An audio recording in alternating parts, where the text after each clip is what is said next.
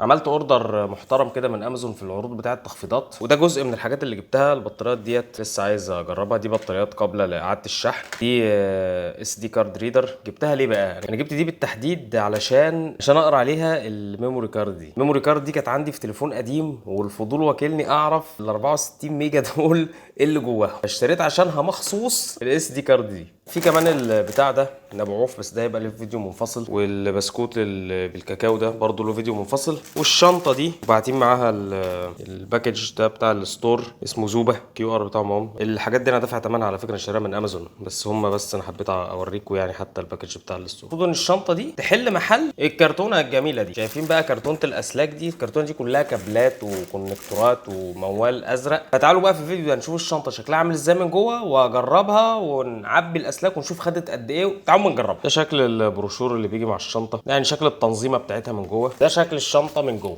ده شكلها من جوه ايه. مش عارف عشان تتخيلوا الحجم احطها جنب ايه، عشان تتخيلوا الحجم بتاعها نجيب فلاشه اتصالات الخالده وكده.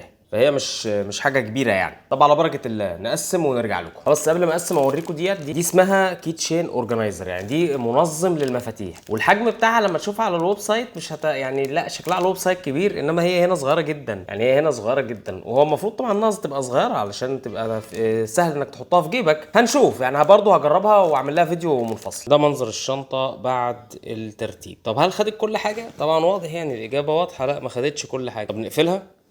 والله شوفوا، هي كترافل باج يعني هي كويسه، مش وحشه يعني، في اللذيذ يعني. ثمنها قبل الخصم كان 150 جنيه، ماشي حالها شغاله يعني. انتوا شفتوا، انت بقى قيم انت لو هي مناسبه ليك تمام، مش مناسبه خلاص. انما هي يعني ايه، مش كبيره، صغيره. وللاسف ما استبدلتش الكرتونه. انا كان نفسي في حاجه تستبدل الكرتونه، بس واضح ان ده صعب بقى.